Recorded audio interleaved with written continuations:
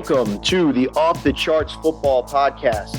I'm Sports Info Solutions' Matt Manocherian, joined as always by our producer, Justin Stein. And for those that listen to the podcast a lot, you know that I used to work as a scout, where I was on the road as a college scout for a few years there with the Saints and the Browns. And during that time, I was about as locked into understanding everything I could about my region of college football as possible.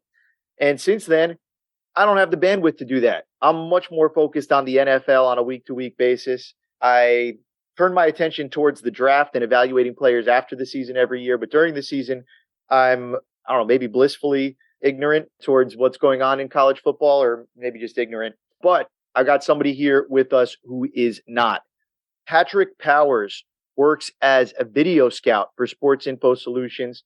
He is tasked with the job of charting the games on a week-to-week basis, whether they're NFL games, college football games, and then he's at the mercy of all the different auditors and different reports that we have to judge his accuracy. And he does very well. So we're excited to have him. He does awesome on that, but what he's really separated himself with this year is his ability as a football writer.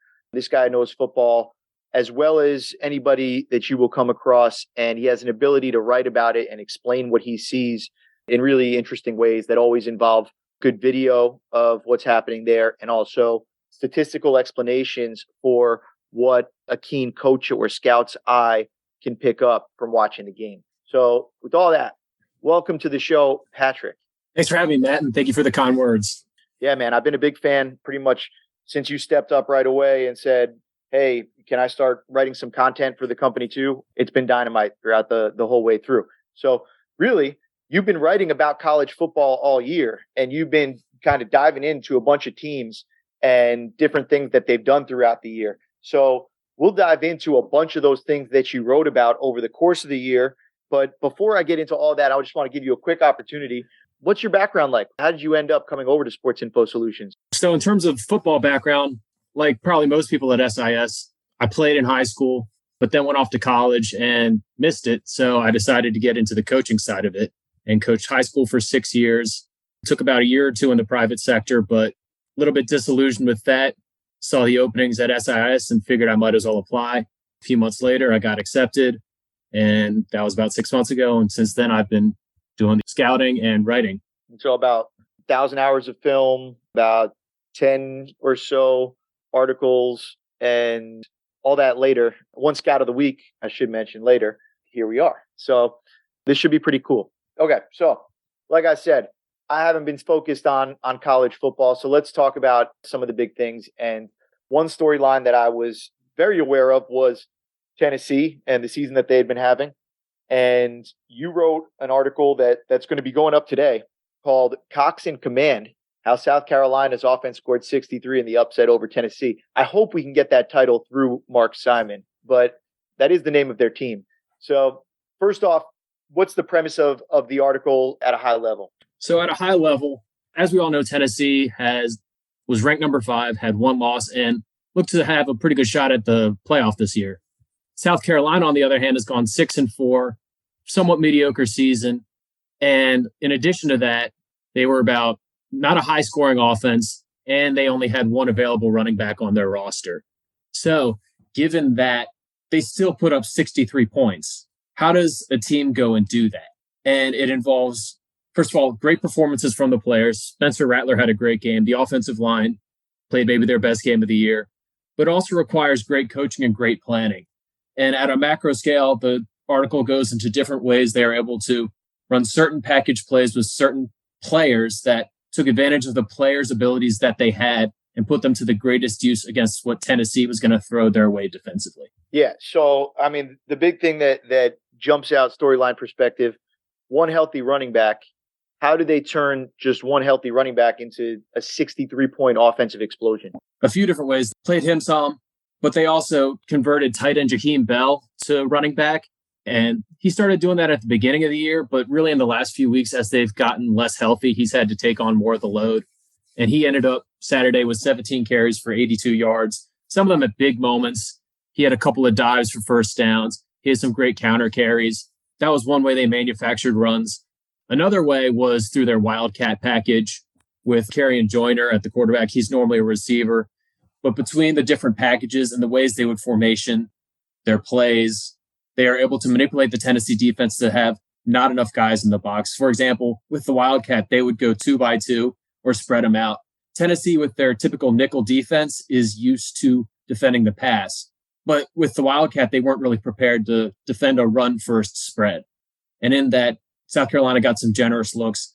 There was one jet sweep I remember that I put in the piece where they're just clearly misaligned because they don't have enough guys to the jet side. And they were not prepared for that. It's fascinating. A team that's been so good all year, kind of being that sloppy about it. It's not exactly reinventing the wheel, spreading 2x2 in order to get your jet game going. But it happens to the best teams. I mean, they're all still 18-year-old kids. And that's part of why it's fun, that you get to see how do 11, 18 to 23-year-olds come together to put forth a winning effort. And it's going to involve mistakes, but the fewer you can make those, the better your team is probably going to be. And just the cat and mouse game involved with that is part of what intrigues me about the game as a whole. But also going a little bit deeper, the way they use different tight ends. They would put in Austin Joyner as a pass catcher, Jaheim Bell at the running back spot. Nate Adkins would come in at running back and block or get the occasional leak route. Just a whole bunch of different ways to take what they had, which wasn't that much, but it was enough to turn into an upset of the number 5 team.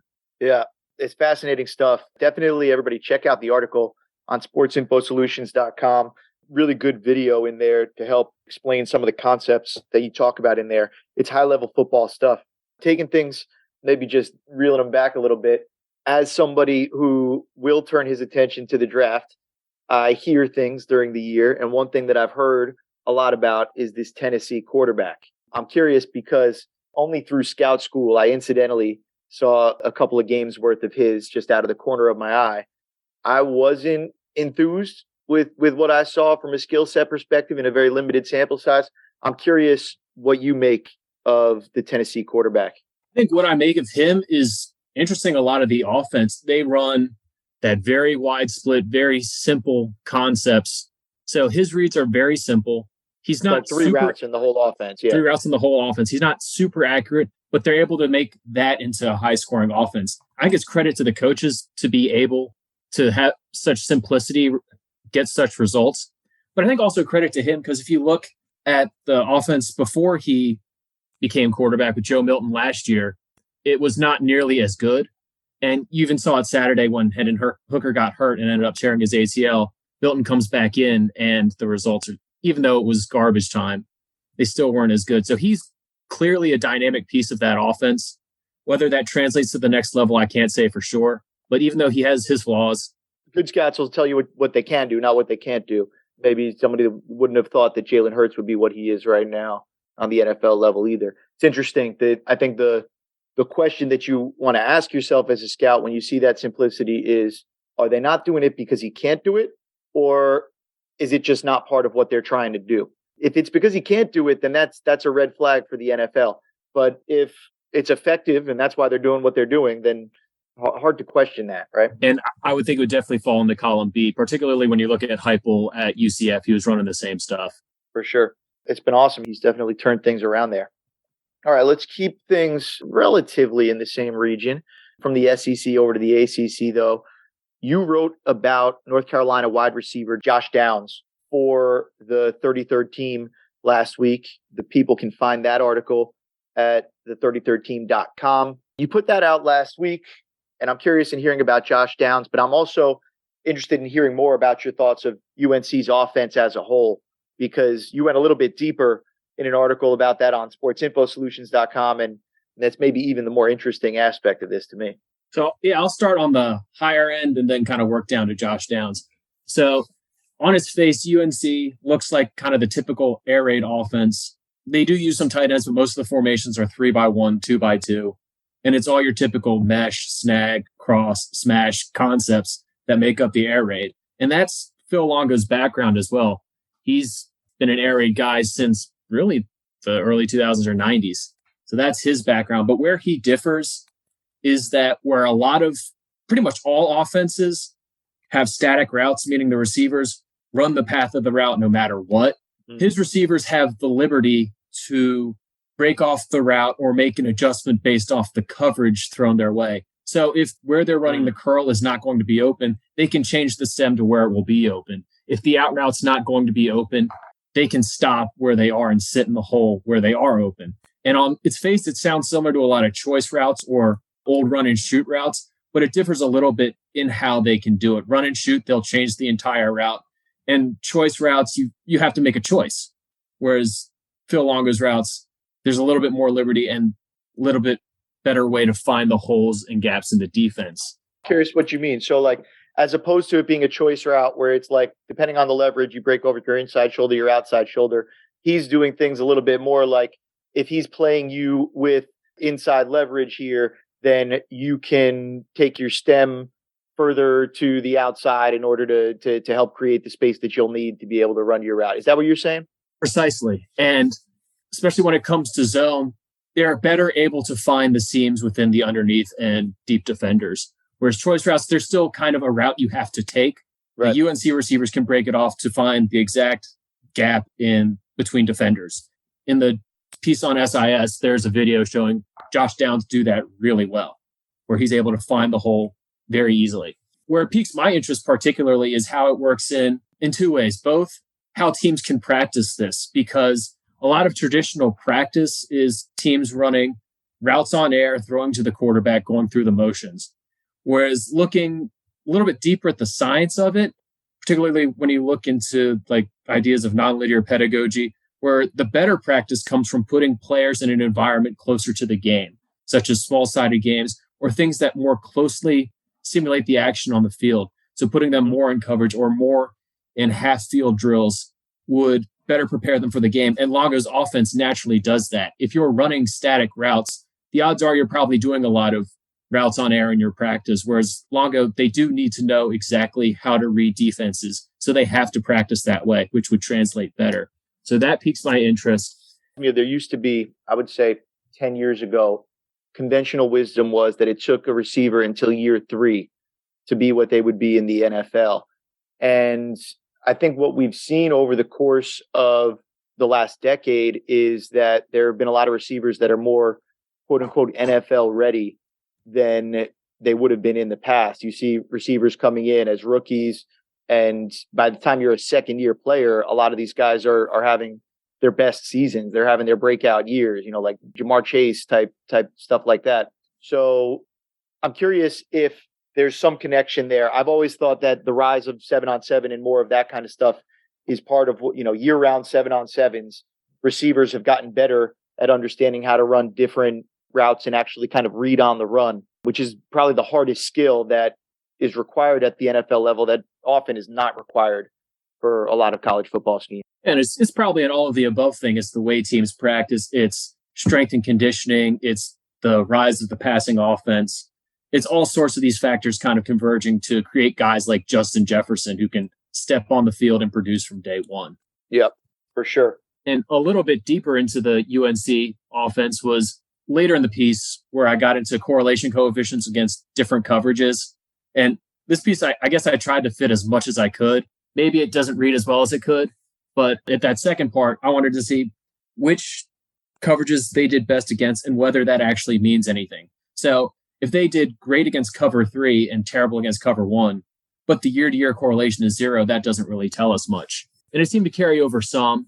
The correlations weren't strong, but I think seeing that and kind of taking a bigger macro analysis is another interesting tack to go. In terms of just, is your question being, is there some optimal scheme to use against them? Yes. Or, yeah. So just in general, we all have the conventional wisdom that smash is great against cover 2. 4 verse can work against 1 high or 2 high. But we don't necessarily have the data to back that up. It certainly makes sense intuitively, but just now that we have data from SIS that we collect, we can take a little bit deeper dive into these sorts of questions to see whether the convention is correct. Yeah. No, that's exciting to me. It always gets a little bit funky when you start to consider like teams that played cover 3 back in the day was like what we now call like country cover 3 versus cover 3 the way the Seahawks like to run it. That's kind of commonly how you see that now. I'd argue that there are different adjustments that you would have against each of those kind of styles of cover three.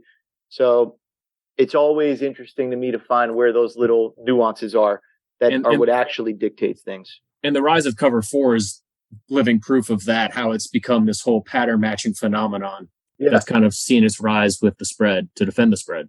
And all of a sudden in the NFL this year, at least, scoring's down. You see much more of the cover four trickling its way up to the NFL, as things tend to do. A lot of too high shells, whether it's cover four, cover two, two-man, whatever else like that. And teams are running the ball better than they have in years as a result. But running the ball better isn't as good for scoring as passing the ball better is, or even just passing the ball more. That's true. And it is also interesting, but is it better for winning? Because taking off the clock and having the lead, does that do better? And I think even a macro analysis would give some answers, but it also depends team to team. Some teams run the ball and do that well. If you look at college, Army and Navy, the Navy doesn't do it much this year in terms of winning, but that's how they control the ball and win. But that doesn't mean on a macro scale, running the ball means you will win. On the topic of Josh Downs, first round pick, is he that type of player? Or you want to put him in a more of a trait-based scale? I would appreciate that. In terms of trait, like I said, I think the main contention of my piece was don't hold his college offense against him. Because, in fact, a lot of guys get the reputation of being an air raid receiver or an air raid quarterback.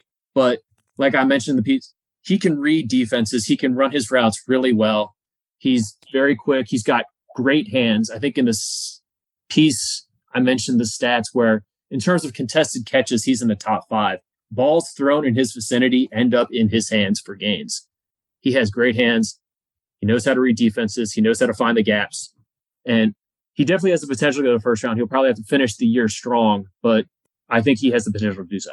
Yeah, it's a great point that you make. It's about, look at Patrick Mahomes. There was a lot of people that missed on Patrick Mahomes because they kind of wrote him off as air raid, as just a product of that. And you got to look at the skill set. And then you also have to understand not all air raids were created equal. And it's true with running quarterbacks too. Like Deshaun Watson got that reputation for being in the spread wing tee, yet he performed until recently. But he had that reputation. That's a whole different story. But yeah, his performance on the field has been very good. Yeah. All right, let's keep it moving over to Illinois. You wrote about Illinois and how their simple schematics have maximized their talent. What do you mean by that?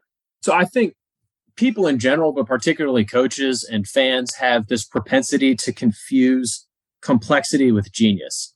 And they think the defenses that run really intricate, complex schemes with a lot of memorization and adjustments are the ones that are going to do best. And if your players can't do these things, they cannot win. So if your team can't run cover 4 against this, you can't win. If they can't stop the run against 2 tight ends, they will not win. Whereas Illinois, which is not a traditional power of a program, before they became ranked this season, they were the Power 5 team that had the longest time between being ranked. They don't have a ton of talent. They're not known as a great program. Yeah, I point out also over the course of that time, a lot of that time their head coach is somebody who's now the head coach of an NFL team, Lovie Smith. Well, they've had a lot of retreads between him, Ron Turner, Ron Zook. And some of the guys have actually had some success there, but they've had a strange string of coaches.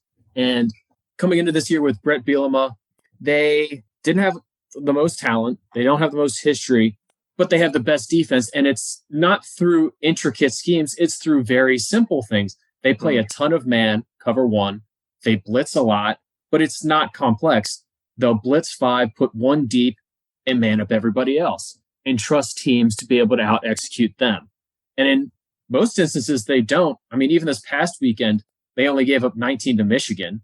They've had a very good season, outperforming expectations. And the other part of the piece of this that interested me that didn't quite make it into the piece was how similar it is to what's known as the 2-level defense, which is an old style of defense. Bill Arnsparger co-authored a book about it.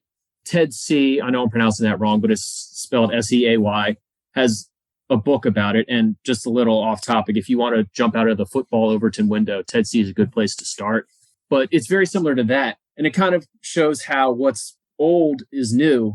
And a lot of what we see in football that's seen as the new thing, the biggest thing, is really stuff that's been done in the past. And coaches just tend to recycle these concepts, adjust them a little bit, and turn them into top performing defenses. Now, I don't know that Ryan Walters has read this book or knows about it. It could be accidental discovery, but it's very possible he has too, and has just found a way to implement this in a very. And what do you mean when you way. say that 2-level defense? What do you mean by that? So the basics of it, where most defenses have a few levels, they have the defensive line, the linebackers, and then the defensive backs. This defense focuses on the defensive line and then everybody else, who then man up across the board and then have one safety who is specifically 28 yards deep. And if you watch some of Illinois' games, you'll see there's one safety is that deep to prevent anything getting past him better than any sort of safety positioned 8 to 15 yards back could. It's not a dead ringer for the 2-level, but there's more than enough similarity to make a coach raise his eyebrows. Interesting. Yeah. What just on the surface just appears to be kind of everybody down on the line of scrimmage, single high man coverage, which is usually what they're doing. And you get into it a lot that they do it, but they also are constantly doing things to match up with you. And I'm curious about some of that stuff too. What's some of the funny matchup stuff that they do? So with context, most defenses have a specific structure. Say it's a 4-3. Your linemen are linemen. Your linebackers play either to the strong or the weak side. Your safeties play to the strong or the weak side. And they're positioned on the field that way. And most coaches who run these will pay lip service to putting their players in the best positions and matching up best against the offense. But by necessity, they can't, because the offense can throw formations that make that not so. Whereas Illinois, by manning up or positioning their players according to the offense's best players, does that constantly. So, for example, when the offense's 2 best receivers are to one side, it's very common for Illinois to put their 2 corners, their best cover guys, to that same side. When they cover with 4 receivers, their 4 best guys are covering. When there's 3 receivers, the 3 best guys are covering, and the 4th guy now becomes the deep safety. So no matter what, the best cover guys are on the field for the situation and in positions to best cover. When it's a running situation, they find a way to put the best box defenders in the game to stop the run. Awesome. I love it. It's awesome stuff. Let's keep it moving around the country and go to Texas Christian University and talk about how the run has helped resurrect the Horned Frogs and how they've exploited matchups. What do you got on TCU? So coming into this season, they fired their coach, Gary Patterson, last year, who had really made them back into a Power 5 program again. Since leaving the Southwest Conference in 1996, they've been stuck in the WAC in the Mountain West, and he really resurrected them. I believe they finished with a number 2 ranking a few times. They finished top 5 multiple times. 2014, they almost made the playoff. He really made that program, but instead they decided to go with Sonny Dykes after a few mediocre seasons. And they weren't predicted to finish highly this season with a regime change, yet they found a way to be number 4 in the country right now and 11-0. And what Sonny Dykes has done, among other things, is produced with that offense in a way that is near equal production all around. Now, at the time I wrote the piece, I believe the production between run and pass was about the same. Since then, I think the pass has outstripped the run a bit, but he's been able to find even balance between them by putting his talented guys on the field in positions against the defense that they're not prepared to defend. So the way he uses tight ends and formations, the way he uses split backs to get more guys in the box who aren't prepared to play there, the way he uses 2 tight ends to one side and 2 receivers to the other to get the defense unbalanced and unprepared to play against both the run to the tight ends and the pass to the receivers, unbalances defenses and makes them uncomfortable because they're not playing what they're used to playing, which in the Big 12, which is the premier passing conference in the country, they're used to seeing 10 personnel constantly, constant passing, constant down the field throwing, and having to also come in and defend the run when defenses like Kansas State and Iowa State are used to playing 5 in the box is unnerving for those teams. Yeah, it's basically, simple to say, spread them out to run it against them. But this is taking that and taking it an extra level, actually having the 2 tight ends stacked, really creating new problems for the defense that they're used to having these sorts of numbers. We're used to having this sort of personnel, but we're not used to having these sorts of numbers with this personnel. We're not used to having this sort of alignment. And then all of a sudden you end up with your 190-pound safety trying to take on a fullback in the hole, or having a linebacker that isn't equipped to be out in space with the receiver that shouldn't be there. or worst of all, when that overhang safety to the receiver side has to play the force on the run, only to have the ball thrown behind him to a receiver and putting him in constant conflict. It's all about putting players in conflict, and that explains a lot of what they've done.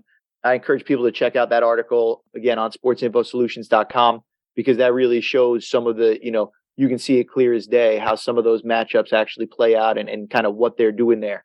Last but not least, one more I wanted to talk about from early in the season. You wrote about Stanford switching their defense over to a 4-3 and a little bit how that kind of was impacted by the NIL potentially. So tell me more about Stanford and what they're doing over there defensively. So to rewind a bit, about 15 years ago, Jim Harbaugh takes over the program coming off some terrible seasons. And at a time when teams are getting smaller and throwing more and getting the talent to do so, he takes the opposite tack, the contrarian tack, to get as big as possible, partly because those are the kinds of kids they could get into Stanford, which has some pretty high standards, but also because it was the contrarian way that other teams weren't prepared to defend. They were used to defending the likes of air raid and spread teams like Oregon. And in doing so, he took them to, I believe, 11 wins in his fourth season, but an unprecedented tenure for him, for Stanford football, between him and then David Shaw.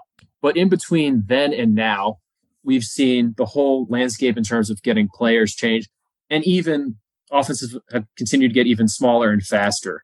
So in terms of the NIL, now, traditionally, as it was in the past, if you recruited a player, you were probably stuck with him for 4 years. So let's say you have two classes where the defensive lineman you recruited didn't turn out.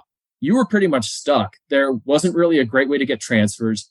You could recruit the next class, but they would all be freshmen and sophomores, and there's no guarantee they turn out. So you're stuck with a flawed defensive line and having to make that work. But in the NIL and open transfer portal period that we're in now, if you miss on a linebacker, you can just get one. Alabama was able to go to Georgia Tech and get a linebacker because they needed one. So if you need an offensive lineman, you can get one. If you need defensive linemen, you can get them. But Stanford can't, because they're still stuck in the old era, because the way their admissions work, they can't take the transfers other schools can. So it's a limited player pool, basically, just because of the academic standards. Exactly. And so their player pool is small, whereas everyone else's has grown. And also, the past few seasons, they've been less and less successful because they feel, and I'm not an insider, I don't live in Palo Alto, I have no connection to Stanford. But you look like a Palo Alto guy. But from their perspective, they feel as if they can't get the necessary guys to run the scheme they used to like, which was the 3-4. Instead, they think they are better off going to the 4-3. And intuitively, on its face, it makes sense. This is just a general rule, but the 3-4 is typically for more talented fronts. If you have three defensive linemen, they have to be able to either two gap, which means controlling the offensive lineman and keeping the run from going to the two gaps on either side, or if they're one gapping, they have to slant to the gap every time, which requires quickness. Whereas for defensive linemen, you just have to fill the one gap. The easiest way to think about it is you need the extra defensive lineman because the assignments are fewer and easier. So yeah, I think that standard kind of football reasoning would back you there. Basically, if you are playing usually with where there's all kinds of slants and different things, and you can play a three-man front in more single gap rather than two gap. But generally, when you talk about a three-man front, you're talking about a defense that incorporates some degree of two gapping in there. That's going to be the responsibility of those big nose tackle, as we used to call them, TNT. Those guys will be having to do all that kind of stuff. If you have the fourth defensive lineman, the fourth down lineman there, that's oftentimes your gaps are taken care of. So you don't have to be responsible for two gaps. That two gapping skill set is harder to find. And so I think what you're getting at is, with the academic requirements combined with the limited number of dudes that can actually do the two gapping, that's what led them into this 4-3 direction. That's correct. And it even extends further out to where the outside linebackers in the 3-4 have to be able to rush the passer, defend the run, and cover, whereas the requirements in a 4-3 are less. And what also drew me to the piece was I really enjoyed watching Stanford in their 3-4, and offensively too, when they would go 22 personnel and run the ball down teams' throats, and seeing them try to keep up with a different era and a different time, changing everything they've done to try and keep up. And I think the dichotomy is interesting where they either could have changed or leaned even harder into the contrarian position. And there's no guarantee that either works. And I'm hopeful that the 4-3 works. It makes sense on its face. Thus far, the results don't seem to favor that, but it is only their first year doing it. Yep. Sometimes it takes time, especially when you make a big change like that. And oftentimes you got to learn what works for you and what doesn't. But I agree with you, though. I think it does give them probably a better chance than just being dug in on the old strategy, because that's what we did, as many coaches like to do. There's nothing better than tradition. Well, there's nothing better than just doing what somebody else taught you, and you don't have to have some ingenuity to come up with a new plan on your own. And plus, it'll only get you fired if it doesn't work. So might as well just stick with what got us our jobs. But there's no reason to change the world if you can just keep doing the same thing. I love the way you think about football. It's been awesome being able to read all the stuff you put out all year. Again, I want to encourage all the listeners, check it out, sportsinfosolutions.com. And you can also check him out on the 33rd team, where I should point out, we also have the trenches tool that is going to be coming out any day now. As soon as they basically post it on the website, it'll be up there. We've been teasing it long enough now for sure. It's basically been ready, but you can go in on the trenches tool and you can see how your front seven matches up against your offensive line, tight ends, and running backs in the trenches for any matchup coming up. It's a good fantasy tool. It's a good betting tool. It's a good understanding football tool. That's on the 33rdteam.com as a part of the Edge. I'm going to put you on the spot real quick, Patrick, with a couple of ones. With the college football playoff on the horizon, any predictions as far as what to expect there? In terms of who gets in, I think Georgia's a pretty easy pick. I think Ohio State edges out Michigan. And maybe the controversial take I have is I think Michigan gets in too. Because right now the game goes, right? It does, but also keep in mind, if they lose to Ohio State, they still only have one loss and it's to the number 2 team. Whereas if TCU loses, it'll be to either Iowa State, Kansas State, or Texas. If Clemson loses again, they're out, and already their one loss is to Notre Dame. If USC loses again, they're out, and already their one loss is to 3-loss Utah. So Michigan's resume already stacks up better. The only thing that would hurt them more would be having a late loss, which stranger things have happened, but I think they're actually in a pretty good spot right now. So I think the first 3 are Georgia, Ohio State, and Michigan.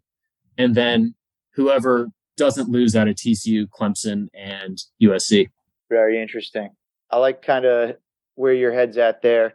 If Michigan gets blown out, I think it could be a different story. But assuming it's a close game, I tend to agree with you more than not. That's very true. And last year, they really broke the trend in terms of giving it to Ohio State. I'll be interested to see if they can do that again. If you asked me coming into this college football season, I would have told you without thinking that Will Anderson is the best college football player in the world and that he should be the first pick overall in the draft. Not everybody agrees with that take. Here we are in November, and I've got a lot of film to catch up on there. Should he be the guy that I'm thinking of as the likely number 1 overall pick, or is there somebody else that you think deserves to go ahead of him? If we're talking this year, that's probably the case. If we want to look ahead a little bit, the guy who's put up the biggest numbers, and this is a quarterback bias, is Caleb Williams at USC, transferring there this season under Lincoln Riley, who I've also written a piece about. They've taken that offense to another level, and he's a big reason why. He can throw and run. He's somebody to look out for, not this season, but the year after, because he has another year left in college. Yeah, I mean, Lincoln Riley, what he's done out there, man, it was a right program to make the move, and it seems like they're just knocking it out the park. I was in New Orleans with Sean Payton and Drew Brees. I remember what having a really good quarterback and a really good offensive-minded head coach working together can do for you. And they seem like they're building really well kind of around that. It'll be interesting to see if USC can keep Lincoln Riley. It doesn't seem like he has any intention of turning pro. But with Caleb Williams now, after producing Kyler Murray and Baker Mayfield, it wouldn't shock me if the teams came calling. Wouldn't shock me, but he's also got a pretty nice house there in LA. So it's going to take a lot more money. Hard to go against that USC, right? Like, wouldn't Pete Carroll probably misses that a little bit, right? I bet he does. But he seems to be doing pretty well, too. And he's kind of had a little bit of a renaissance. All these West Coast guys figuring out happiness better than I have. I got to catch up with that. West and the South is where it's at. So you're keeping your eyes open. That's interesting. And you like him better than CJ Stroud, than Bryce Young, than the quarterbacks that we've got our eyes on this year, the Kentucky kid. I mean, at some point, a lot of it's just chance, at least in my mind. You've got all these guys who play different competition, have different skill sets. And there's still a certain amount of luck between injuries and just how they take to the NFL. There's a lot of chance. But he's the guy I find probably the most interesting in terms of the combination of talent, skills, and scheme. Well, I spent the last 2 years wrong about Justin Herbert and Tua, and this year I'm right about them, even though I'd given up on that and I thought that it had been decided. So shows what we know. No, but I think it goes to your point that you got to play the game and you got to see how it all plays out. All right, Patrick, it's been awesome having you. Thank you for coming on Off the Charts Football Podcast, and have a very happy Thanksgiving. To all the listeners, like we mentioned before, check out sportsinfosolutions.com. Check out the 33rdteam.com. The Edge is our fantasy tool that we built there. Also, all the player and team pages, and the Trenches tool is coming out soon. We will be back next week. Alex Vigderman will be in for me as the host, so look out for that. He'll be back with the Jamboree, and then I'll be back the week following that for more. For our guest, Patrick Powers, our producer, Justin Stein, I'm Matt Manocherian, and thank you for listening to the latest episode of the Off the Charts Football Podcast.